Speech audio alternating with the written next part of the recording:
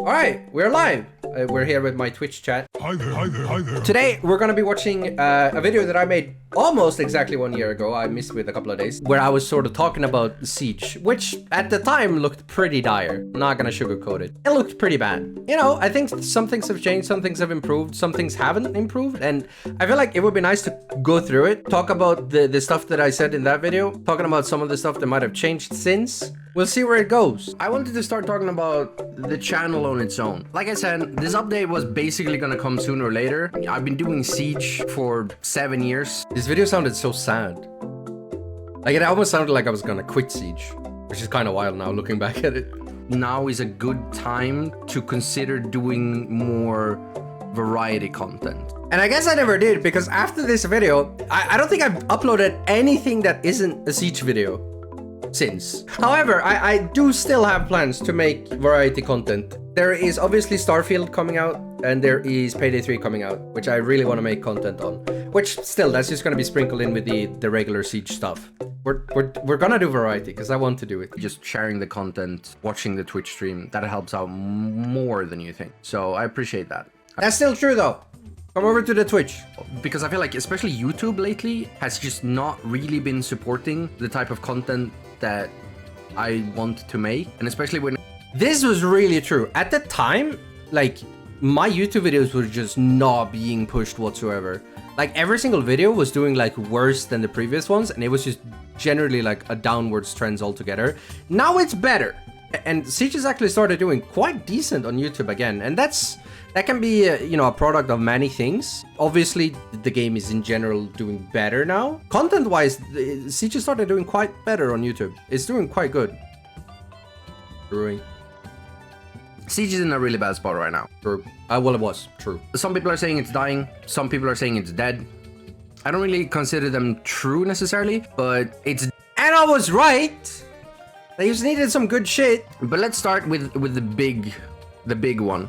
The one that if they actually can address it in a good manner, I think Siege is probably fine. Cheating of all forms. So I would generally say that comparing it to like a year ago, I think all kinds of like anti-cheat has improved. There are still cheaters on console. There are still people using mouse and keyboard. They are getting screwed over by Mousetrap, which has been improved significantly since it was launched. And on PC, there's a lot less cheaters, like a lot less. And if there is one, they generally speaking get banned in a couple of days. You played some yesterday on PlayStation, you got loads of ban reports for botting and cheating. That's good. Maybe not every single game. I don't know, because that's also the issue. There's so many cheaters right now that you get paranoid about every death. Every death becomes a potential. I don't feel like that is the case anymore. I don't feel paranoid anymore about constantly playing cheaters. Like when I see a cheater now, I know that they are cheating and I don't see them every game or anything like that.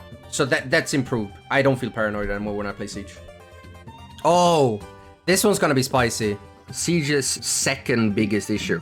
This is probably still the biggest issue. I think right now, I am really liking the game in general. However, I think the player base and the way that a lot of people play Siege and approach Siege is actually the biggest issue. And I think a lot of other content creators could attest to that too. I know Macy despises the community now because of like TDM meta and the way they play the game and such. This is still an issue for me, personally. Toxicity within the community is at an all-time high. I don't think it's ever been that bad. I think the toxicity measures have been better though. I think the game is less toxic now, and if there is a person being toxic, then you get one of those nice ban reports a few days later.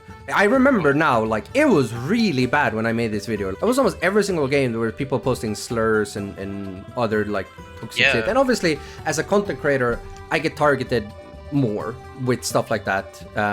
Just, you know, women might get targeted more and etc etc, but still, like, there's a lot less of that for me, at least. There's a lot less toxic people. It's weird that I didn't really cover the actual community in that segment. I really feel like I should have, because right now I definitely feel like the community has gotten to the point where, like, especially with the whole TDM meta and the way that like people play the game and like they just kind of rush around blindly and not really play Siege. That's definitely like a topic that I think me and Gregor are gonna cover on our podcast though, so I'll go more into detail on it there. I don't miss old Siege, But I definitely miss the old community that were hungry to find new strategies and new ways to play the game and stuff. Nowadays, the community gets mad if you do that. And that's so wild. But basically, TDM meta is just... The game is very run and gun heavy right now, which isn't how Siege is meant to be played. Siege is meant to be played strategically. And that still works if you're 5 stacking, but the solo queue experience in ranked Siege is actually complete and utter dog shit right now. It is borderline unplayable how bad it is. If you solo queue ranked, it's unplayable, I think. If you're 5 stack, it's a wonderful experience. The difference is heaven and hell. If you solo queue, it's like literal hell, it's torture. If you 5 stack, it's amazing. It's one of the best games ever. Another note on communication from the creator side of things. But when I say creators, I don't just necessarily mean YouTubers or streamers. I mean cosplayers, artists. Keep us in the loop and actually like value what we're here to do. This is still an issue. They've been almost radio silent completely with cosplayers and stuff. And when it comes to like fan kits and such like that, I tried to do an activation with Ubisoft for the release of Fenrir. Stuff that should have taken, you know, days to get back to me with took 2 months, which really sucked.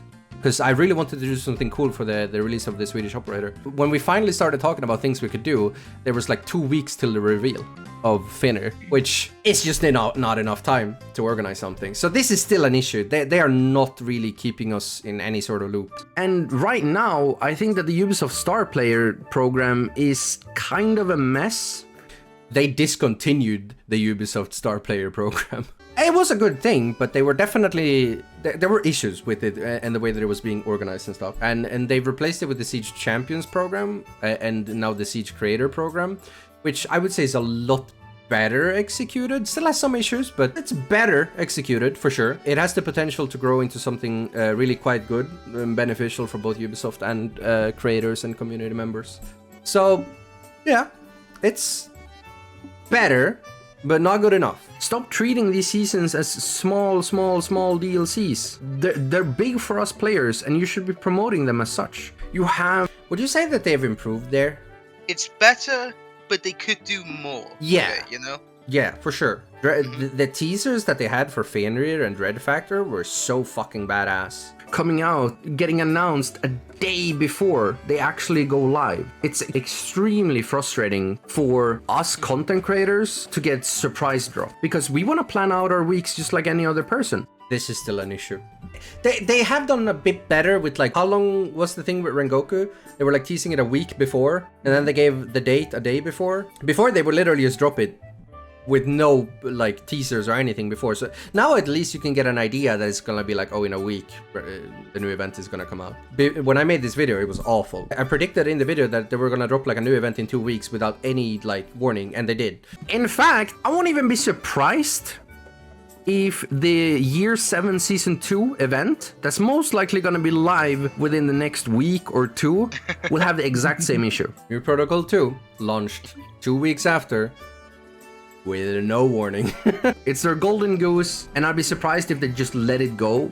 So, fun fact, after this video was made, I've gotten to speak to a lot of developers and stuff, and Ubisoft had like a whole restructuring internally. They sadly laid off a lot of employees and stuff because obviously they were doing bad monetarily. They canceled a few games and such. But with that said, they've kind of realized that, yo, Siege actually is like the one of the games that actually still does really well. I think it's like Siege and Assassin's Creed have been like their 2 profitable titles. And because of that whole and the restructuring of the company and stuff, Siege is one of the games that they've actually invested in for the future, which is really good.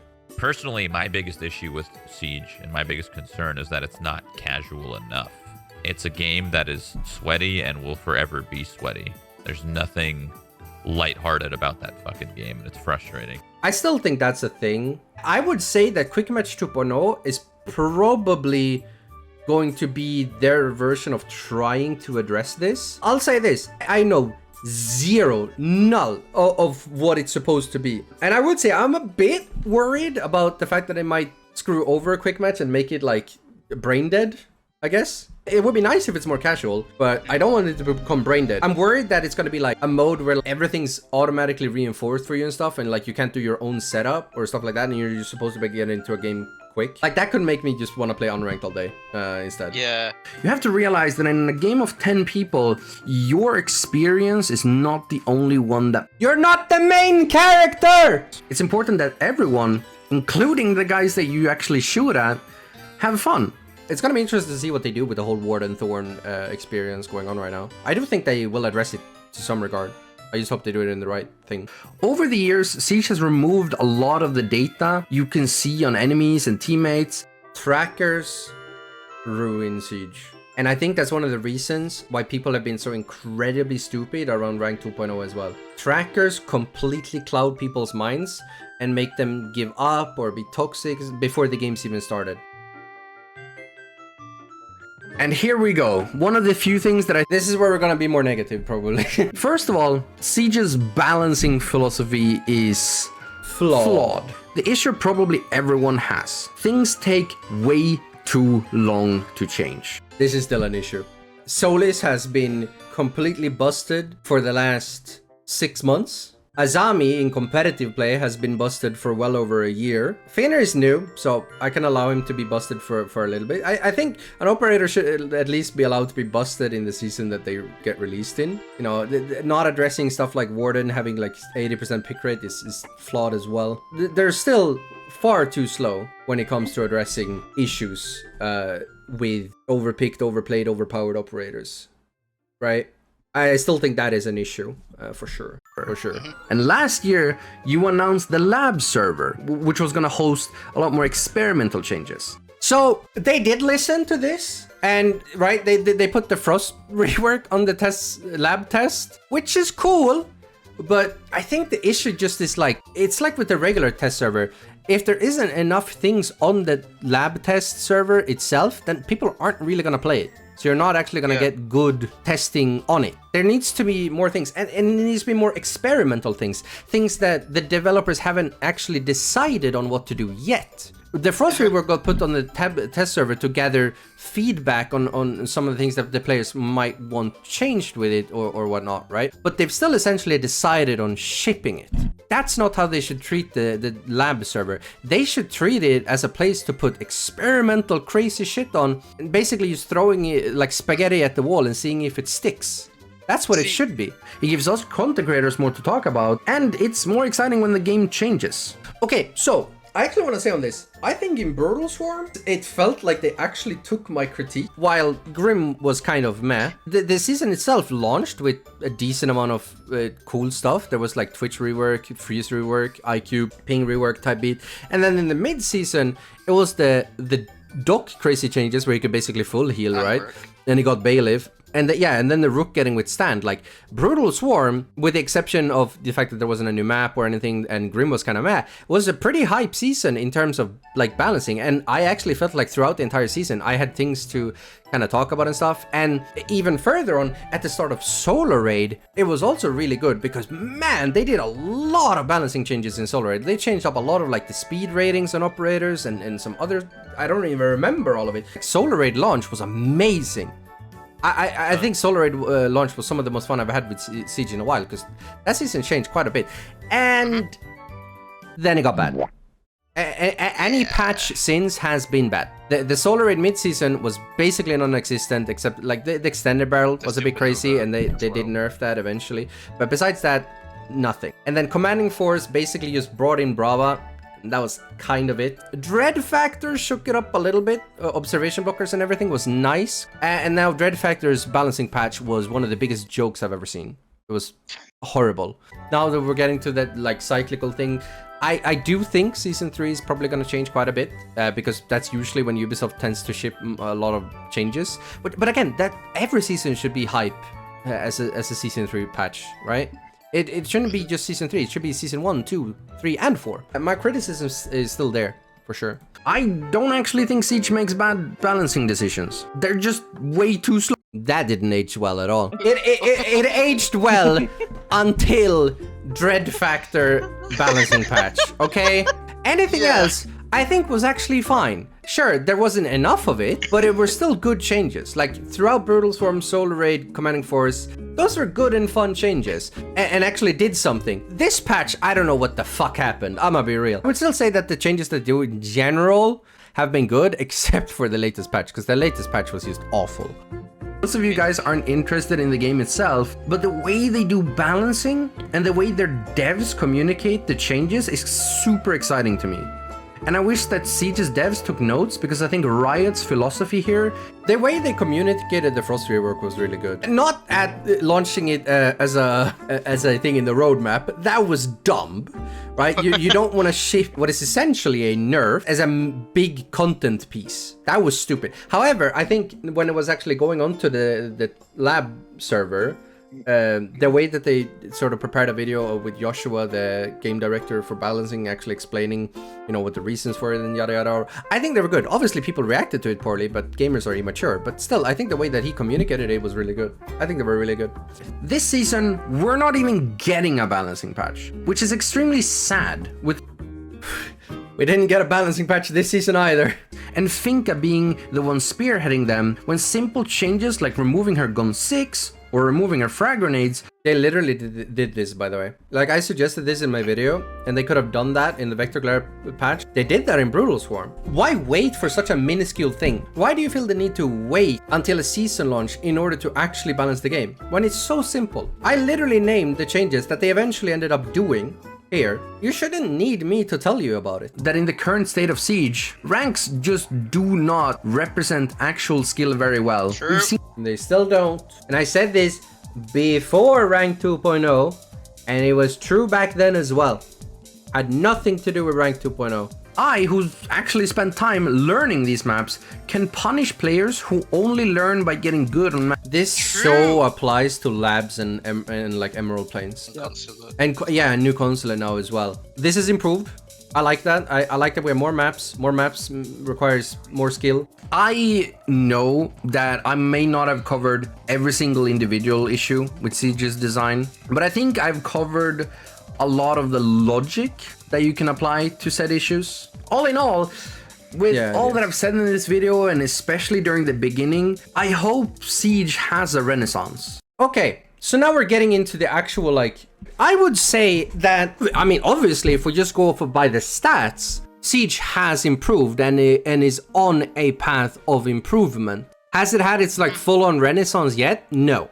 Is it on its way there at the moment? Yes. Like, all of these Andes that said that Siege was dying or whatever, they've been proven wrong at this point. Because, again, Siege is literally, it is alive and it's growing. Sure, not the esports side of things, but generally everywhere else, like the player count is going up. I think YouTube views are going up. So I would definitely say, like, it's gotten better. There are still some issues, namely with the slow balancing and community-related issues. But generally speaking, I personally think that, like, Siege is on a path to redemption. And who knows what might be on the horizon. I mean, when they feel really confident with the anti-cheat, I mean, the game could go free to play or something. And that might completely break any numbers we've had before. I do think that's more of a question of when, not if, it'll happen.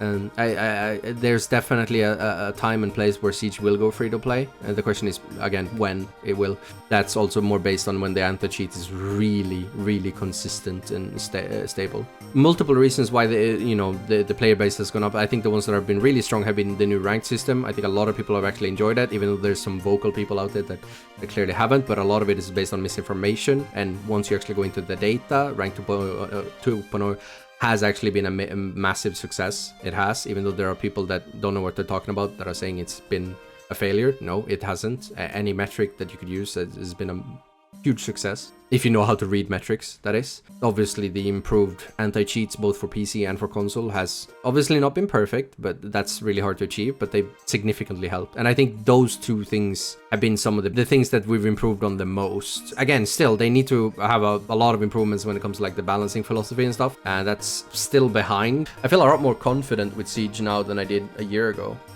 But yeah, I think this was... It was really fun. It was really fun to look back and compare to where the game has improved. But yes, I hope you all enjoyed hearing me ramble. But yeah, anyways, take care, chat. And bye-bye.